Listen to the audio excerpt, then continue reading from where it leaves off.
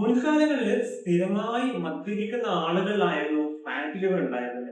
പക്ഷേ ഇന്ന് മദ്യപിക്കാത്ത പല ഏജ് ഗ്രൂപ്പിലുള്ള ആളുകളിലും ഫാറ്റ് ലിവർ കണ്ടുവരുന്നുണ്ട്.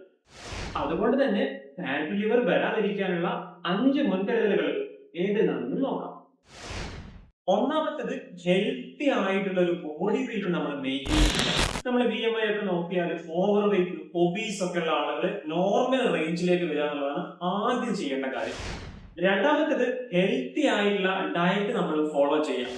മധുരം കൂടുതലുള്ള ഭക്ഷണങ്ങൾ കുറയ്ക്കുക, സാച്ചുറേറ്റഡ് ഫാറ്റ് അടങ്ങിയിട്ടുള്ള ബീഫ്, ഓയിലി ഫുഡ് അല്ലെങ്കിൽ ഫാസ്റ്റ് ഫുഡ് ഇവയൊക്കെ നമ്മുടെ ഭക്ഷണത്തിൽ നിന്ന് ഒഴിവാക്കുക. മൂന്നാമത്തേത് റെഗുലർ ആയിട്ട് വ്യായാമം ചെയ്യാം. നടത്തമാവട്ടെ, സൈക്ലിംഗ് ആവട്ടെ, നീന്തുന്നതാവട്ടെ, നമുക്ക് ചെയ്യാൻ കഴിയുന്ന വ്യായാമം റെഗുലർ ആയിട്ട് നമ്മൾ ചെയ്യാന്നുള്ളതാണ് ഫാറ്റ് ലിവർ വരാതിരിക്കാനുള്ള മറ്റൊരു മുൻകരുതൽ.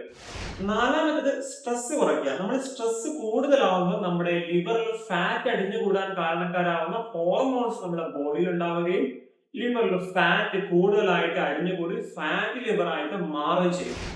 അഞ്ചാമത്തത് ധാരാളമായിട്ട് വെള്ളം കുടിക്കുക. നമ്മൾ ധാരാളം വെള്ളം കുടിക്കുകയാണെങ്കിൽ നമ്മുടെ ബോഡിയിലെ ടോക്സിൻസ് ഒക്കെ പുറത്തേക്ക് കൂടുതലായിട്ട് റിമൂവ് ആയി പോകും.